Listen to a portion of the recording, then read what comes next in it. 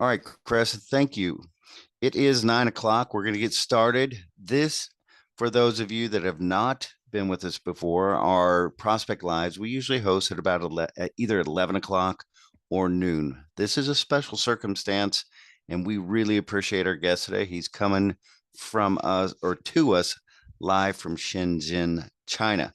And we really appreciate him getting up this morning and offering all of his insight into this exciting project. And as we go through this, we're going to dive in, learn about the project. The whole purpose of this, everybody, is to have complete transparency on the site location process, allowing you to make better submissions and to really identify if this project is a good fit so that George can get better submissions and make a better evaluation of his opportunities here in the U.S. Our agenda today, we'll do a quick overview and meet GSLI. We'll do a quick high-level overview. Ashley will present to us what are the aspects of the project. Then we're going to dive in. We'll bring George in and we'll get to meet the project and really have a good discussion. And that's our opportunity for questions and answers for you guys to have as we go through this. You'll come up with questions.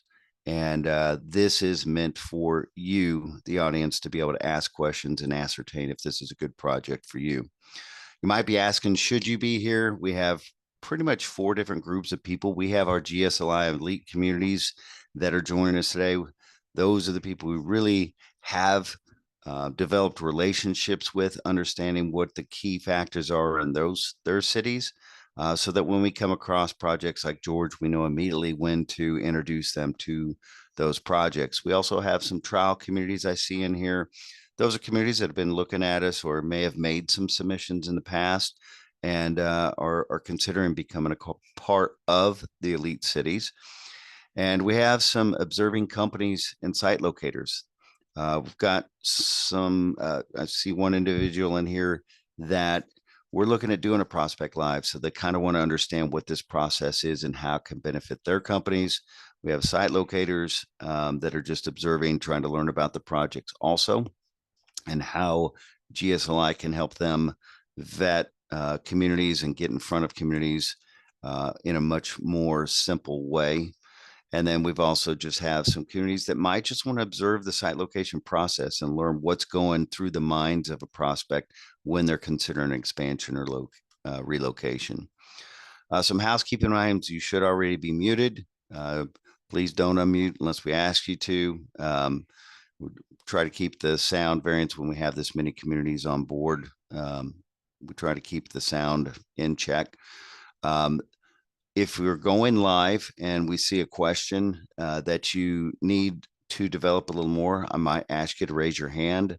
This little icon here down in the bottom is the button you'll push, and that'll bring you to the top of the queue, and I'll open up your mic. All questions that you have, feel free to go ahead and cue those in as we're discussing so that we can have a full queue of questions. You push the little Q&A button. And a reminder, we are recording and transcribing this. This will be available on the site, typically within 24 to 48 hours after the Prospect Live event ends. About us, GSLI, we have 30 years of experience and we're still growing. We're all about job creation. When I founded GSLI back in 1994, it was really about one thing: how can we increase the number of jobs in a community that are making economic impacts? And I believe if people are working and they're stimulating each of the economies, that's the best way to grow our economy. And that's what every decision we make in our company is all about: is will this help a company land their facility and help that community create new jobs? We are an exclusive network of communities. We allow roughly about 5 communities per state to participate in our GSLI network. We do allow non-members, once our members have made submissions and they're presented the information, if there's not a good fit, we do accept submissions outside of GSLI. We allow 1 per year. We want to make sure that the project gets their needs met so that they'll come back to us on future projects. Since 1994, we've created about identified 2,700 projects, about 127 million square foot of space, $9.7 billion of economic impact, and over 63,000 jobs have been created from our projects over the past 30 years.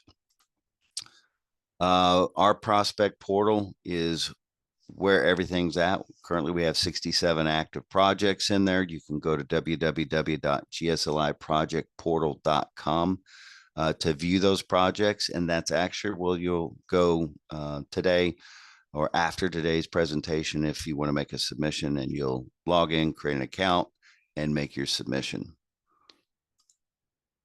There's plenty of opportunities to get plugged in with what we do.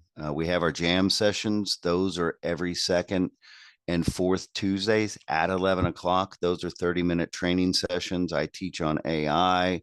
We take a deeper dive on projects. We talk about upcoming trade shows. We give shout out to new Elite City members. Little things. They're a lot of fun and a good way to just come in and observe what we're doing. These prospect lives are probably my favorite of all, just because of the transparency we can bring to the relocation process. In our master series, we just got done with one on cybersecurity and looking forward to developing others. Those are in a library. All of the jam sessions, prospect lives, and master series are all housed within our website, so you can refer back to them. But I encourage you, come to one of those, get plugged in, see how we operate, and see if we're a good fit for you. Now, in terms of this project, I'm going to go ahead and skip ahead a couple. Ashley, why don't you first talk about kind of a high level look at the project and what their needs are? Yep. So the facility size on here, we put 50 to 80,000 square feet. After talking with George, though, I think it's more going to be minimum 60,000 square feet if it's in a high cost area, and up to 100,000 square feet if they can find a location that's a little bit lower in cost for the building. And he can go into more detail on that when we bring him on. Time frame, they are looking to, I remember yesterday on our meeting, actually, he mentioned they could have had this facility last year. So finding a site quickly as possible would be the ideal time frame. And then to be operational by hopefully Q1 or early Q2. 50 to 100 new jobs at this facility. They would like to purchase a building after looking at lease options. This seems to just make the most sense. And they are interested in the Southwest. They already have a facility in the East Coast area, but this is a good central location, but they're not closed off to looking at other areas. If you're not in the Southwest, I would just put together a great submission for them to further explain why you're a good fit. Yeah, absolutely. And that's this map here I put together. This is kind of the areas we've been discussing, and George has discussed with me in terms of initial areas of interest. I've highlighted them on the map. And one of the things of importance when you're making a submission is the access to an international airport. George says ideally he would like to be within an hour of an hour's drive to an international airport, but based on costs and things like that, they're willing to take a look at other opportunities. But that is a tipping point for sure because of the flights to and from back to China. We also put together a map here of utility costs. So in your submissions, you might want to really talk about those types of things. What are the utility costs? Are there any incentives? Are there any driving factors or advantages of your utility costs because of the utility consumption that they'll be using? We'll go into that here in just a second. Who is with us today? I'm the chairman of GSLI. Founded the company 30 years ago. Really have a passion for job creation. When I see a new job creating a community, that's probably my biggest reward. My daughter Ashley, she came on board with this. I think it's coming up on 5 years, and Yep. has really been amazing.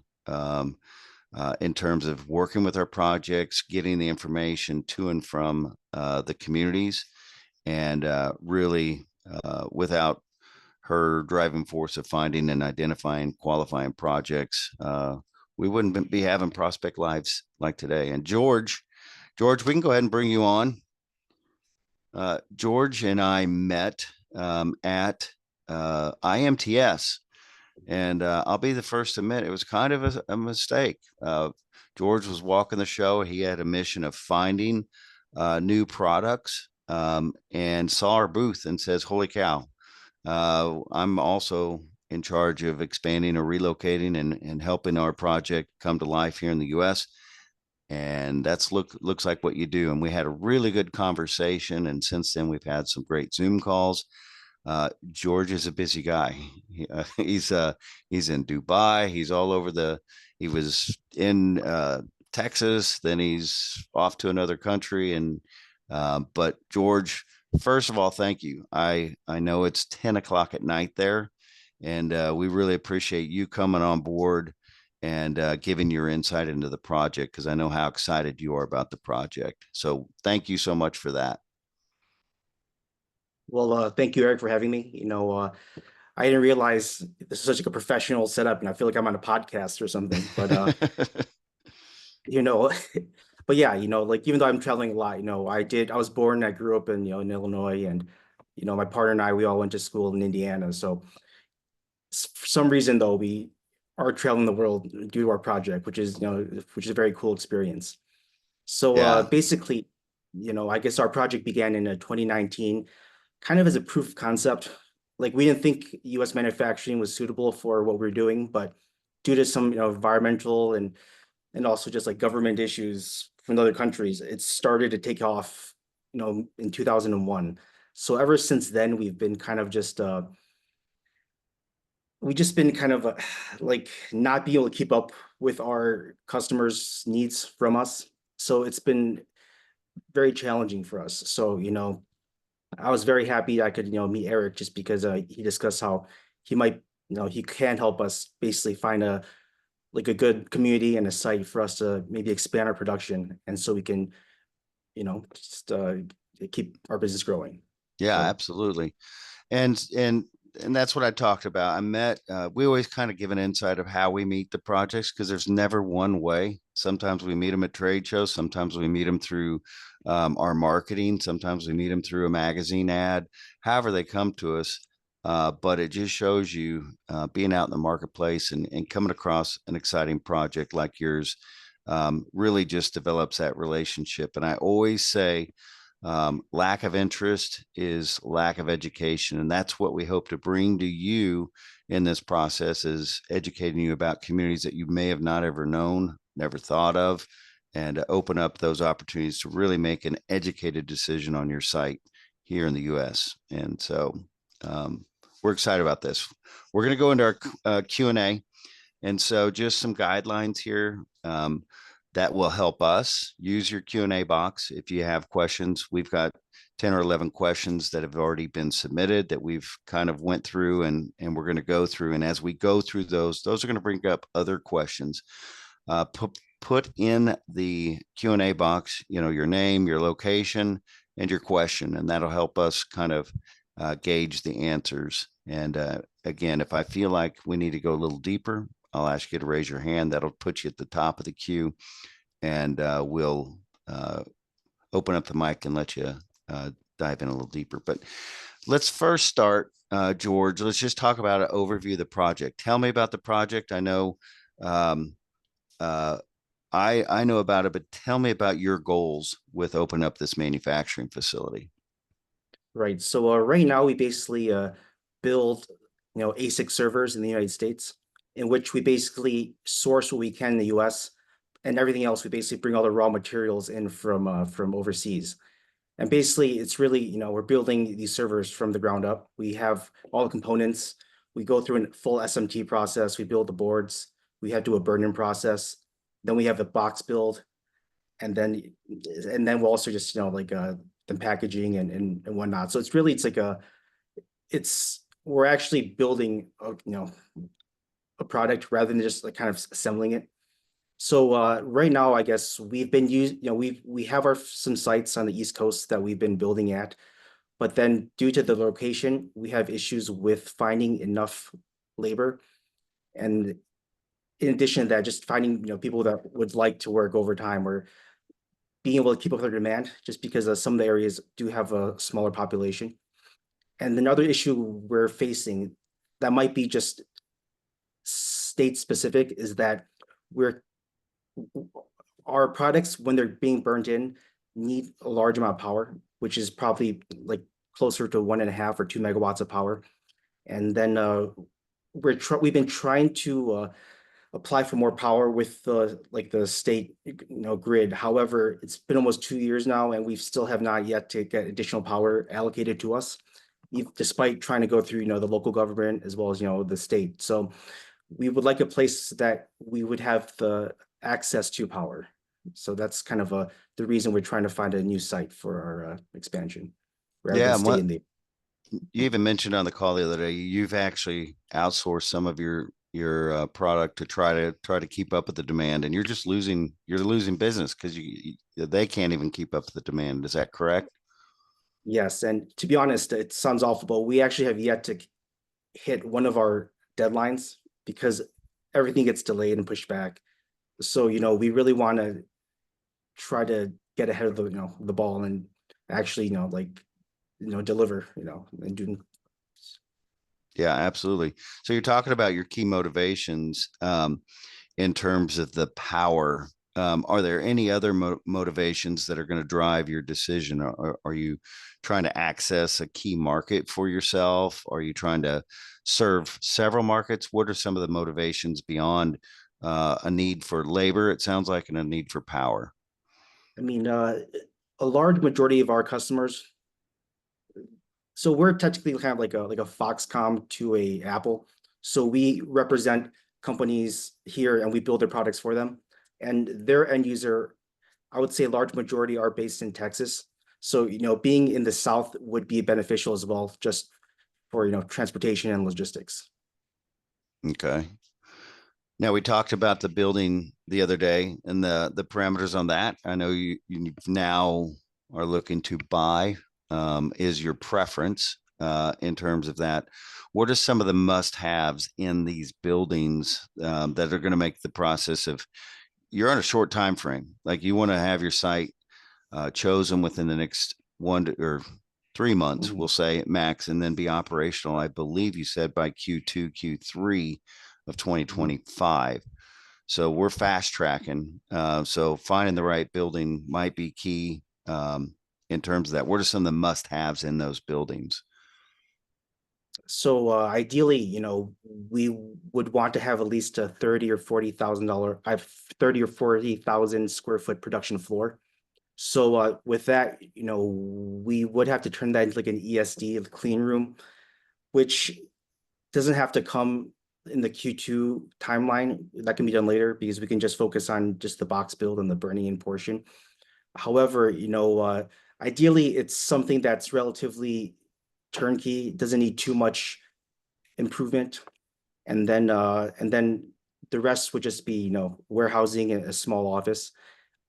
For the production floor, that would need to be air conditioned. Obviously, those are all things we can do ourselves, but the closer to what we need, would obviously be better. So, and then of course the power requirement. If the building itself could have at least 1.5 megawatts of power or above, and if we could easily, pay to have maybe like a transmission line come over and have transformers brought in, that'd be great. We're just worried that there'd be a lot of red tape for us to face in order to get that additional power to our site. And Okay. then So you ideally, can, yeah, and if there is space for it, we actually would like to put some solar down as well, just to kind of offset that as well in the long term. So just a little tidbit, okay. I guess. Yeah. Yeah. And then in terms of that, you said you could stage that. So if it starts out at 1.5, but you have a a path to 2 megs or more than 2 megs, that's acceptable. Yes, yes, that'll be fine.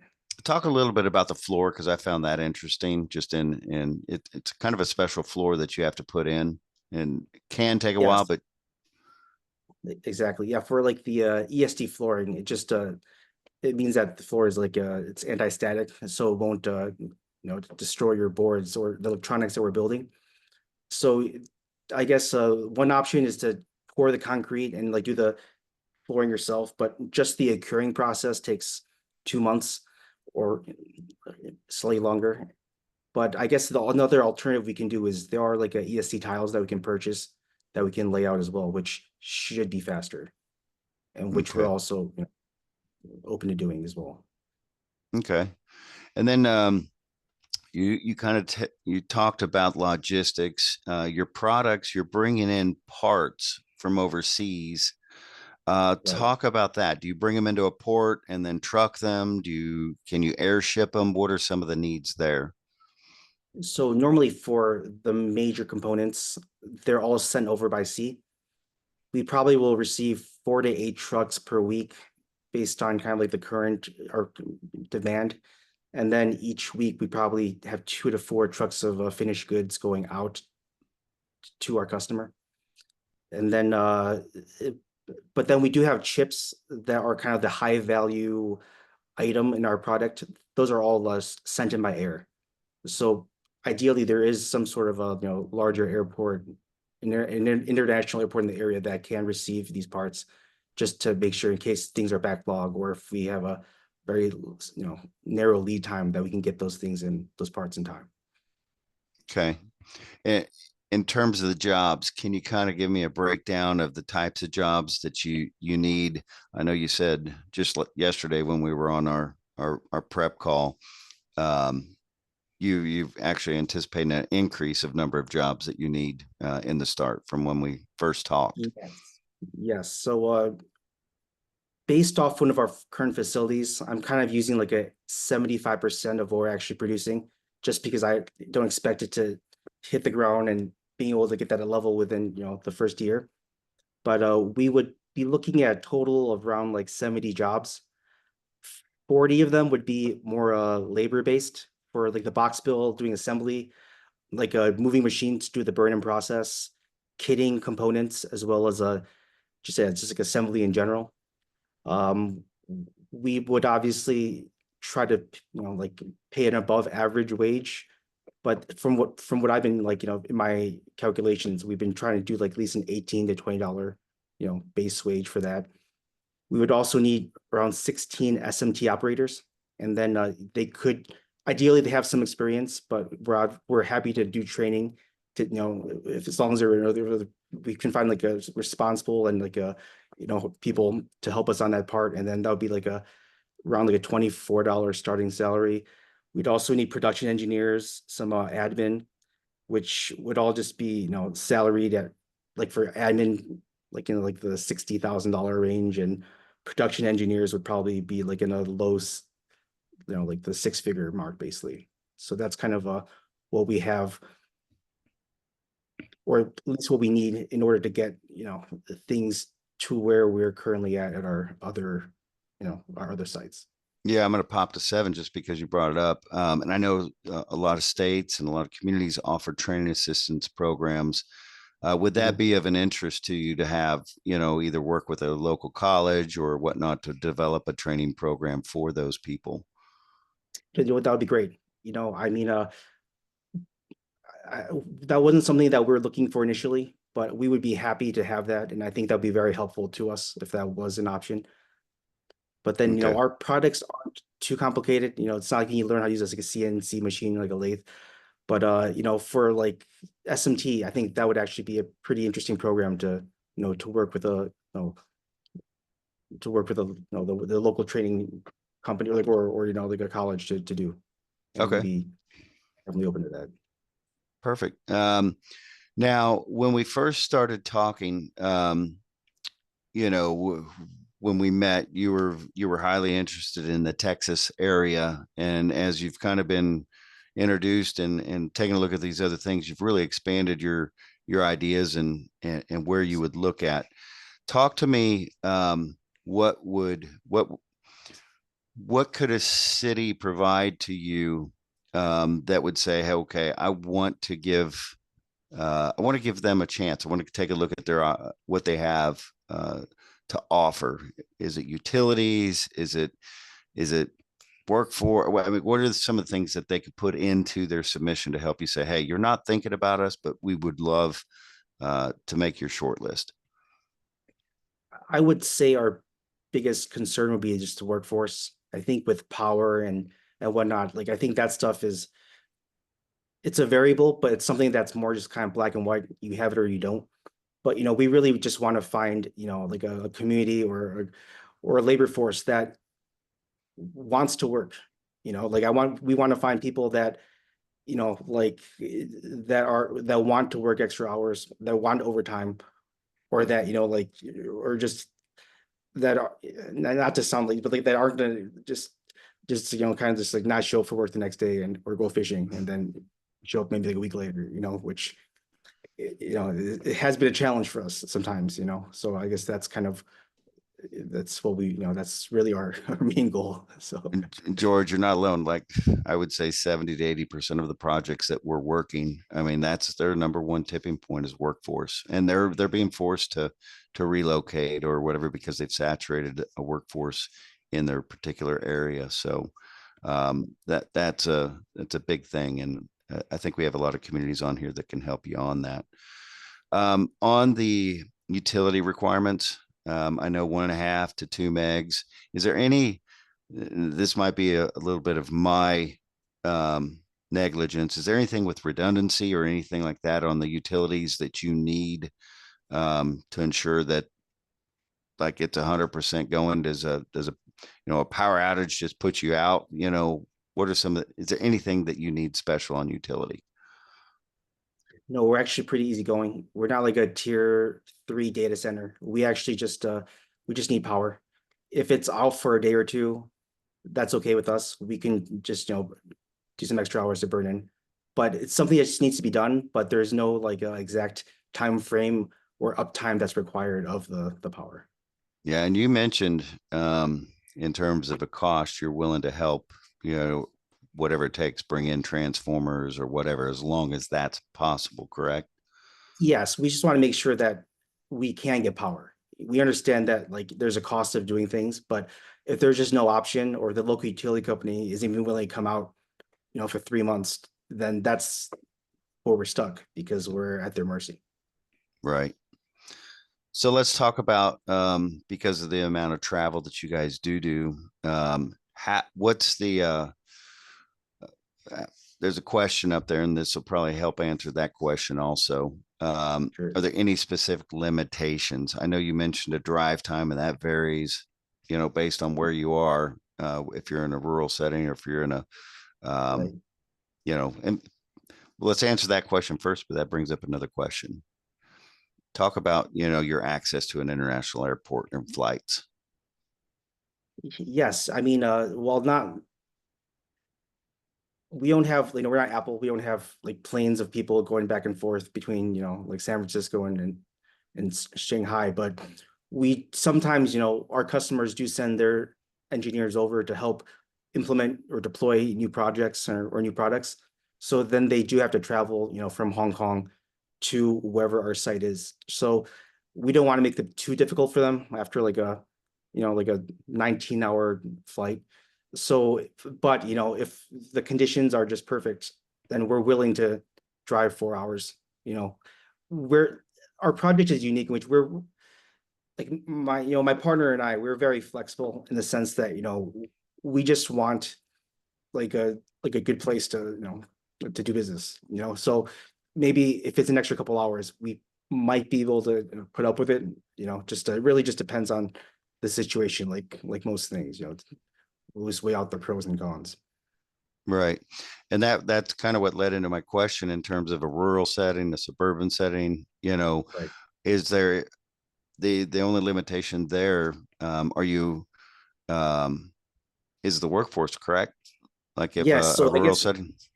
Yeah, our issue with the rural setting is, sometimes you go to a place that has like a 5,000 people within maybe 30, 40 minutes. And then after a while, as you turn through, like you start, you basically hit the limit. And then really there, if you want to expand to, let's say we need 100 or 150 people, then really there's like a hard stop into the availability of people. So I think that's our biggest concern for going to a less dense population area.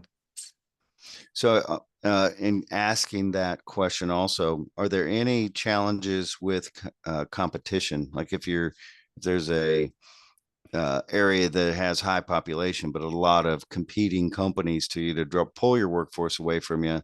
Have you experienced that or seen that Um, we or have not. anticipate that? We, you know what, that might be a potential issue, but I mean, we're willing to pay above average salary for whatever the local economy is, if it's a quality and consistent workforce.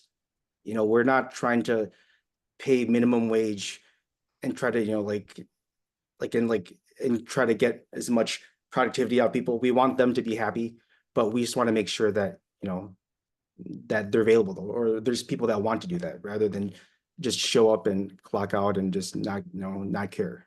That's our concern. Okay. Talk about your inventory. You're making this product. Do you carry inventory? Does it ship out as it's made? Because there are some incentives or things in certain states that could be beneficial from an inventory standpoint and possibly bringing in your products. So more or less, all the materials we bring in will at most be in our facility, maybe like 60 days, like 90 days max, only because we have three different like major product lines, in which maybe the customers want A and B and not C, so it will be held. But every product, every unit we produce is already sold. We don't produce it unless the customer gives us this order that is already paid for. So it's on the floor for a week. Basically, it's based on whenever our customer is ready to receive, the end user of our customer is ready to receive the product.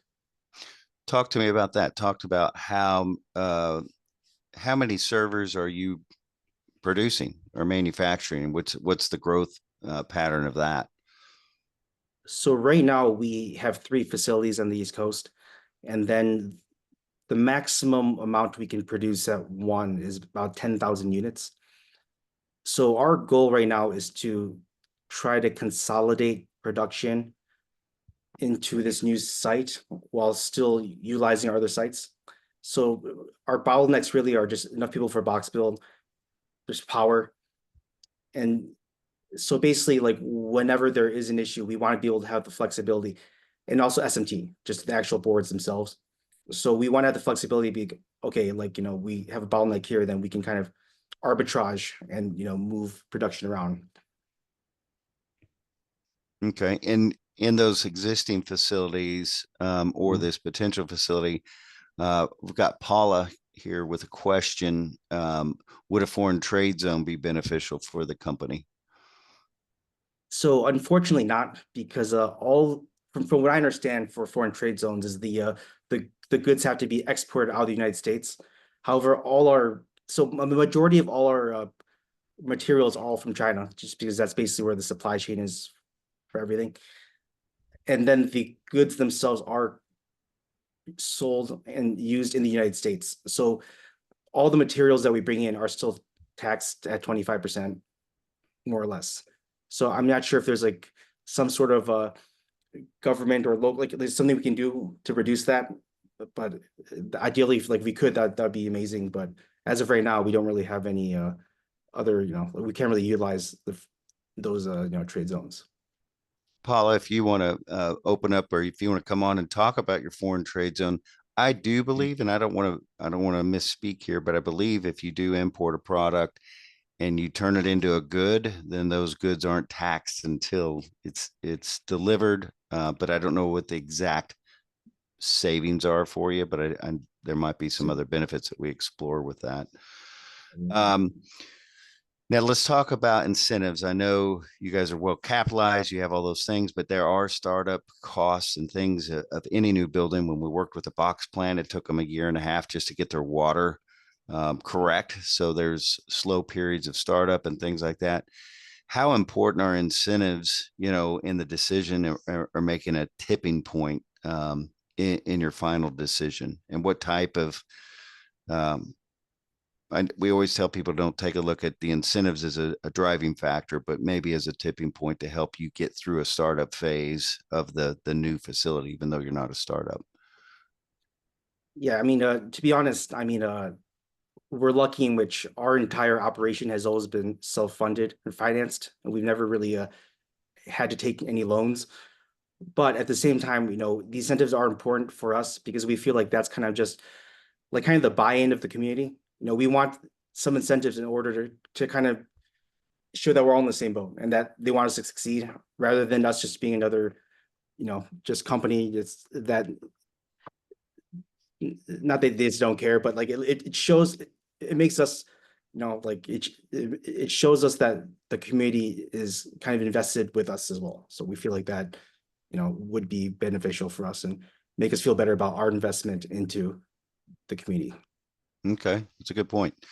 I've got a question here in terms of the type of building. Does it have to have curb appeal? Do you bring customers into that facility as a showroom at all ever? Or is it just, it needs to be rocking and rolling and producing?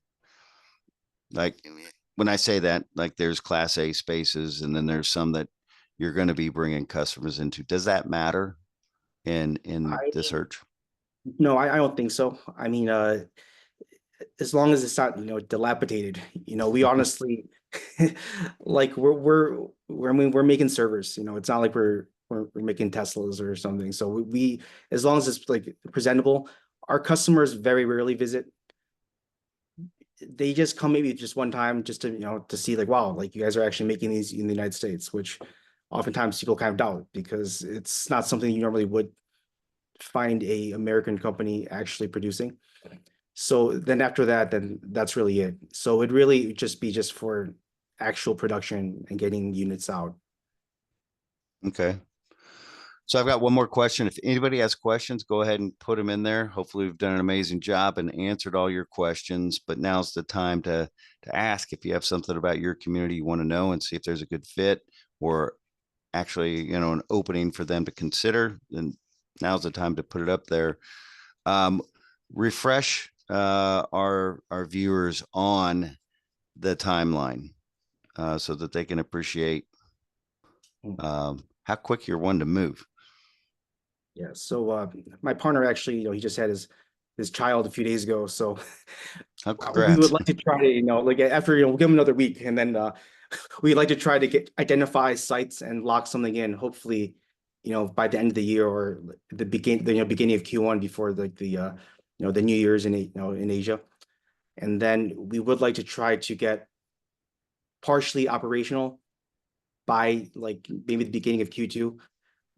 I don't expect us to have like a full SMT line already running at that time, but at the very least, we could start hiring for box build and for, and just for burn in and just, and just getting kind of the entire team together. Okay, perfect. All right, we do have some questions. A question for the first one is any need for office space in the building, square footage requirements for that? Yeah, you know what? Minimal, like a 2,000, 3,000 square foot office will be sufficient. Our engineers will most likely be on the production floor. So it really just be for like administrative and maybe just for, yeah, just space for like, 5 or 6 people, would be fine. Okay.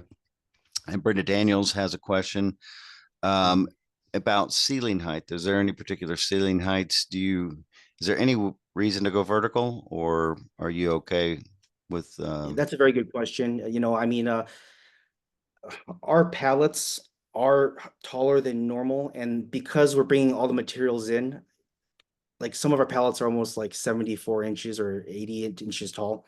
So for production floor, for the 40,000 square foot production floor, that does not need to be high ceilings.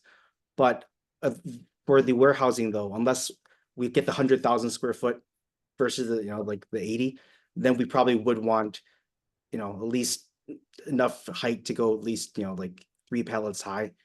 But if, it's really just a space factor. I mean, we need space for maybe like at least 1,500 pallets or, so that's why, if it's a, if it's a smaller site, then we would need at least partial high ceilings. Okay. April, coming from Texas, she's kind of wanted you to drill in a little bit more on Texas in terms of saying, do you have any specific region within Texas that you've already been looking at? Texas Triangle, border region, coastal, any preconceptions or places you've already taken a look at? You know what? I I'm not that familiar with Texas. I've only started going there more often recently. We did look at some sites in like the Dallas area. However, we're still open to like to most areas as long as it's relatively convenient or close to a maybe within like a 5 hours of a port, just for for logistics and maybe 2 hours from airport. So we're still very open to to most of Texas. Okay. Got another question from Ryan. Any particular water usage needs? Uh, Very minimal. It wouldn't be more than a normal facility. Okay. Any kind of sewer needs? There was a little follow-up there. No, actually, really, I would say just power. Aside from that, we would not consume any more, like a sewage or just or water than any other company of that size in the area. Okay. Got a question in from Carol. Carol is asking, are you registered as a U.S. company? Yes, we are. Okay. Todd Tucker, one of our great clients in North Carolina, and he's asking, would you consider North Carolina as a place? So, we did just have some discussions with some potential partners in North Carolina. However, at least in the areas that we went to, it did seem like labor was still an issue, so we did not pursue that any farther. But if there's like a pocket that we miss, which is very possible because I'm not very familiar with that area, then anything's on the books. We're really just not geographically locked anywhere. We just want to make sure that we have, if the place in North Carolina has great labor, it's close to a port, next to a major airport, then yes. Yeah, kind of a funny side story there. We were there at IMTS, and Todd had sent us some flyers or some postcards on a specific building. I know I put one in your hand, but I'll make sure that you get one on his particular building there, just as a consideration. But looks like Todd, it's if you can answer some labor questions on that. Okay, I don't have all the questions disappeared, so I think we probably answered them. I don't have any other questions. Go ahead and filter them in. I'm going to move on to our submission process. Oh, here we go. So this is going to be an interesting question. I think I could probably answer it, but would you consider South Central PA? We have a close proximity to a port in Philadelphia and Baltimore, in addition to international airports. The state has also identified advanced manufacturing in their recently released economic development plans. That's a good question. I mean, so I guess so Pennsylvania is an area where we had issues with power as well. So if that's something that can be easily resolved, then maybe. But we've seen so far, it has been definitely more challenging in Pennsylvania for it. Don't be shy. This is about full transparency, and if that's one of the hurdles, then that at least gives our guests the opportunity to overcome that hurdle. All right. I'm going to go on. Feel free to continue to ask questions, but this is our submission process. Caresta, if you could go ahead and put up the poll. This is an easy way for us. If you just answer yes or no, if you're interested in submitting, that alerts our team to make sure that we're going to receive your submissions or have an eye out for your submission. and come in and maybe work with you one-on-one on the submission. And those are going to be due. We had November 26th. We've moved it up to November 15th. And I would say even sooner is better if you can, because of the time frame on this. But you will go to the portal, log in. If you don't have an account, create an account, and create your submission by clicking on submission. We will take all of our Elite Cities members' proposals, which we've already been gathering, but this will be probably the big time that we receive most of our submissions. And we'll forward those to George and his team, and we'll organize those. And then George and I will have concurrent meetings, kind of discuss. We'll probably reach out and have some additional Zoom calls for ones that George is interested in to further talk about if there's any kind of incentives or things that you can think of that could help be tipping points in the process. And then we'll be probably setting up immediately from there site visits and doing some virtual site visits to further qualify, and then putting feet on the ground to tour some facilities.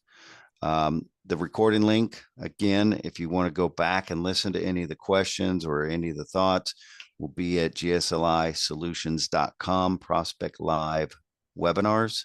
The URL there is listed there. Simply go to GSLIsolutions.com, go under our media, and you'll see Prospect Live webinars along with all of our others. And make sure that you whitelist the email ashley@gslisolutions.com.